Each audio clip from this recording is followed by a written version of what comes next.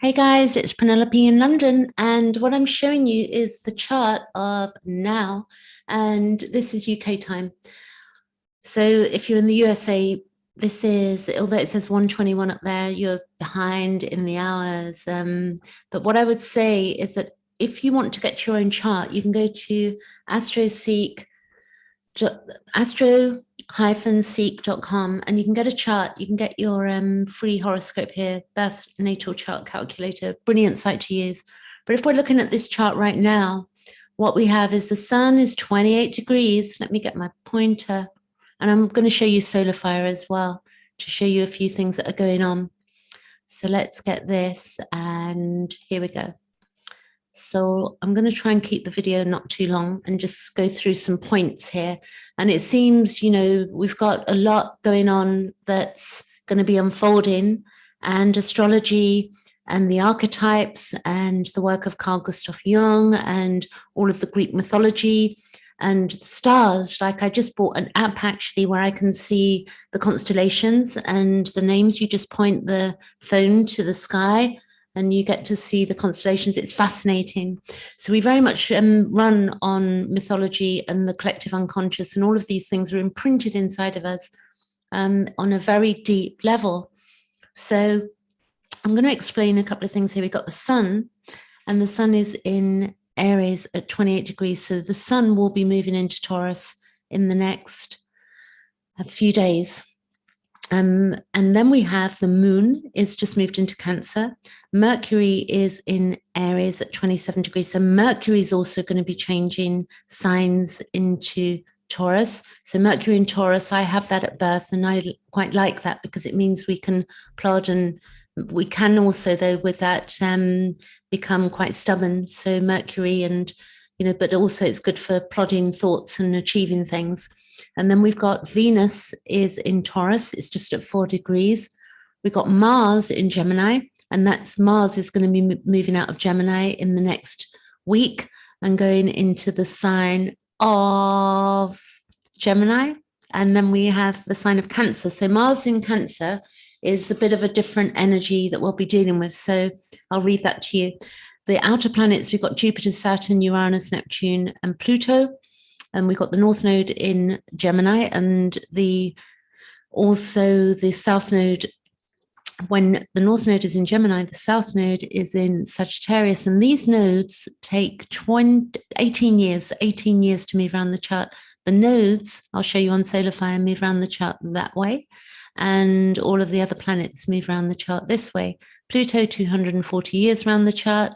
Saturn, about 29 years around the chart. Jupiter is 12 years. Neptune is 184. Chiron is the hypersensitivity. That's 50 to 51 years around the chart. And Mercury is 88 days around the chart. And the sun is a year. Venus is 224 days.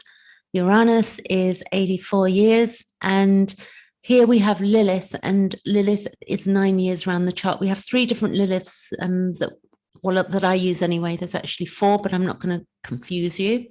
And we've got we've got Mars is 2 years around the chart, and the moon is 28 days. So you see this moon here, the moon's just moved into Cancer, and this can make us feel quite moody, and because it's water, and also it's to do with our security and our inner security, and also the womb. A lot more going on there than that, but that gives you an idea. Then if we look at Chiron, which is 9 degrees here of Aries, which is quite fiery, and it's all about self. Aries, it's a pioneer. It is, and also impulsive because the ruler is Mars. That Chiron, which is our hypersensitivity, the moon is just going to square. And this I will show you on Solar Fire. So if we look at Mars, which will be moving into Cancer, I will show you actually and read that on Solar Fire. But if we look at Aries if we look at Aries up here, because this is what we're doing, ultimately, we're healing our trauma on this earth plane. And there is so much trauma at the moment because of what's been going on with COVID. But there was trauma before COVID. What's happened now is many of us have really linked into our trauma because we've been sent to sit with ourselves. We've been isolated from each other. And this is part of our evolutionary growth. We saw this, astrologers saw this with the 2020 conjunction of Saturn conjunct Pluto. And then we had Jupiter involved, and then other planets, and Mars went over them, and then lockdowns kicked in. So this is huge stuff, what we're seeing in astrology. I would also say that when you bring up this chart, the good thing is you can see what's going on, the sun, what the sun is up to, what the moon is up to.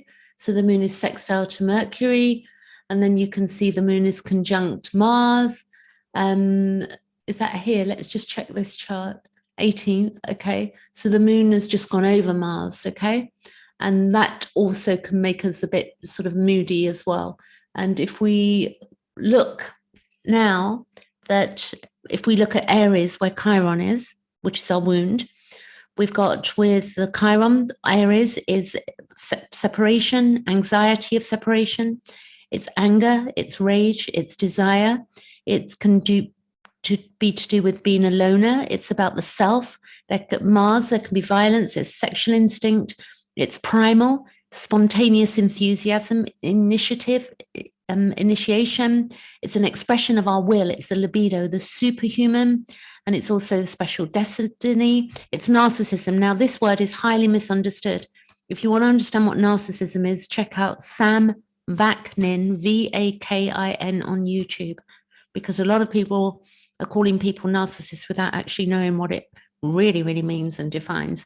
So we've got self-interest, we've got the warrior, pioneer, we've also got the destroyer, paranoia, those rhyme, and then we've got also desires, desire nature, it's our identity, first sign of the zodiac.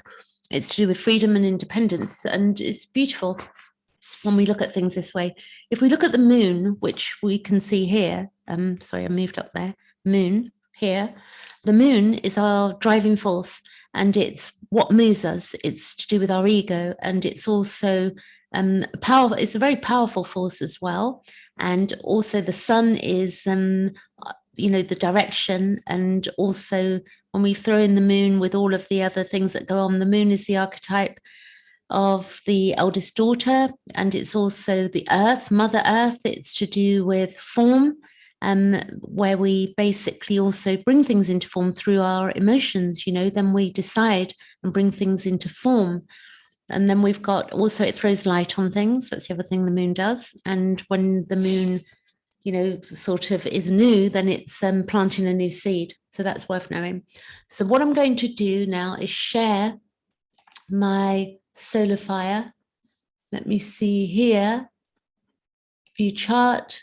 I'm going to emanate. I might need to come out of that actually and emanate and make sure I'm on the right page. So share screen again. Okay. So if you can see this right now, we've got 2 degrees. How do I stop this? Let's see. Let me get my marker. Okay. So you see here, you've got the moon. So if we look here and we go by hours, you're going to see this is 9 degrees Aries. This is when it becomes a square. So watch this here. We got hours. So we're looking 2 degrees of here of Cancer, the moon, 2.5 days through a sign. So it moves about 2 degrees every hour. 7, 8, right, 9. So tomorrow afternoon or tomorrow morning, if you're in the USA, noontime, 11, it's going to be square. So when this happens, we're going to feel really sensitive, and the sensitivity will come up. It's the wound that we basically, may deny that we have, but we have it. So it can maybe make us be a bit reactive because the moon and the emotions. So this is all of us, it's collective. Whatever it's doing in our own chart will be dependent on where these planets are falling. So for me, Chiron in Aries is in my 4th house, and the moon is in my 8th house. So then we're pulling the area of life. Now, can you see the Mars here? Let's do this. Mars is at 27 degrees of the sign of Gemini. So this is a big move because Mars takes 2 years around the chart. So let's go by days. Mars here. I'm going to go forward. 1, 2. That's 28 degrees. That's 29. And there you go. On the 23rd of April, it's going to be 0 degrees, and then it will be there for, takes 2 years around the chart, so I should know better, but 24, it's going to be, you know, probably a good 6 to 8 weeks. So then Mars in Cancer, what does it mean? So when we consider that Mars is symbolizing, you know, what we want, getting what we need, getting our needs met, and this means it's our driving force, which includes our sex drive, initiative, and courage. And Mars tells us about our desires, it's our sensuality, and it's our courage, and it's our will. You know, Mars is the warrior, the god of war as well. It also tells us about how we are able to overcome our obstacles and how active we are. So Mars in the sign of Cancer in water sort of disables it a little bit. It's like Mars in water signs is not too, you know, brilliant, but it's necessary because we have to go through these different cycles. So there's nothing wrong if you have Mars in Cancer, but it's just as the collective emotions run through, we can understand what's going on. So people, if you have Mars in Cancer at birth, you know, it's where we're emotional and moody. I have it in Taurus, by the way, Mars in Taurus, but it can be emotional and very moody. And it's also where we take our time to decide which goal we want to achieve. And then it's also direct, and it can be full of energy and uncomplicated. It's, you know, it's not too happy in the sign of Cancer. This is Mars. It's full of energy. And in Cancer, because it's got all of our complicated emotions, because Cancer is ruled by the moon, which is our emotions. So you can see how that works. It's also where we want to express our wishes and basically, but we don't want exposure or uncertainty and embarrassment. And if you think of the crab, you know, with the claws, it's like it can be, you know, snappy. It's like, so it can be, you know, a bit impulsive as well if it's emotional. And consequently, it's when we fail to express our desires and fears clearly enough, others frequently do not know exactly what, you know, we want. So if we're not expressing ourselves clearly because we're being over emotional or hiding our emotions, then, you know, having a tough shell as well, it means that other people won't understand what we want. And also, as a result, neither partner knows what the other wants. So this can go on with Mars in Cancer. So we, you know, this can create arguments as well, if we think about it, because Mars is also impulsiveness. So we can also penetrate with this the hidden secret of the areas of others and our souls. So we have to go through this period but then what Mars will be doing is really what makes it into, you know, where it's happening in our own chart, and then what area, you know, the aspects. This is what I'm trying to say, aspects. So the aspects there for that Mars is trining up here Jupiter, we can see there, and it's also trining, let's see, just about, it's not trining to Saturn, it was. And so we will be able to sort of figure out what that's going to mean for us. And then what else is going on in this chart we can look at as well. Something else, we've got Pluto. This is something else I'm going to mention to you. I would say the Venus in Taurus, I will mention that because Venus at the moment is here. It's going to be in Taurus for a little while longer. It's 10 degrees at the moment. No, it isn't. If we go back, it's not 10 degrees. We're going to go back to the 18th. And it's actually, Venus is 4 degrees of Taurus on the right date. So it's got some time in Taurus, and we want to understand that because it's traveling through. Venus is to do with our needs. In evolutionary astrology, it's our inner needs, our inner world.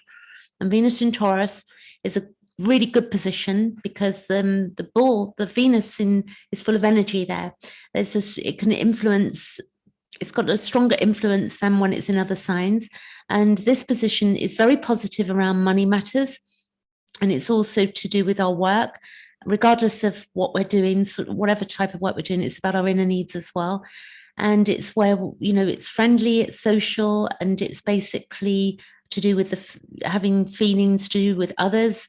And also Venus in Taurus can also be marked by, you know, what our opinion is. Our opinions can be more important as well during this time. And also looking at accepting others' opinions and working with each other.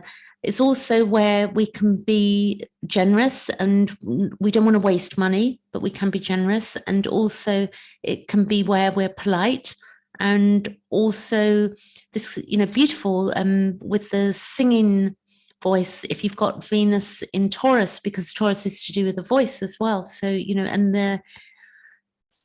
in Taurus, I would say so much. It's very artistic as well. And we can also, it's to do with food and cooking. If we look at Taurus, it's to do with food. And Venus there is quite beautiful too. And it's to do with our physical things in Taurus and, touch and other such things. So quite beautiful in the sign of Taurus, I would say. My Venus is in Aries. Then what we've got, let's see how long that's there for, Venus in Taurus, actually. We're going to go ahead by days. I'm speeding up.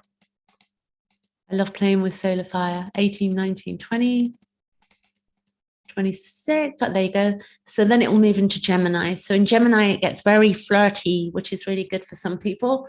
And if you're born with that, then you will be anyway. So that's until the 9th of May, which is good to know.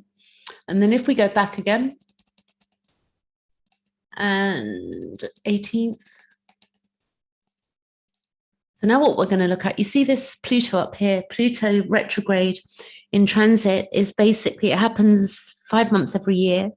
And what happens is that, Pluto is really the unconscious in us, and it sort of links in with the work of Carl Gustav Jung. I mean, I know that's not said, but a lot of evolutionary astrologers understand that.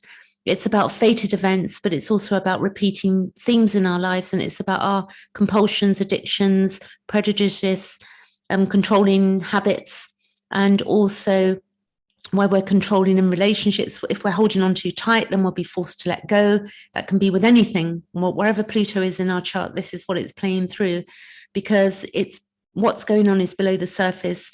It can be to do with obsessive compulsive behavior involving food, drugs, because if we look at the also Pluto rules Scorpio. So the older ruler of Scorpio was Mars, and it's the 8th house, so it's to do with taboos.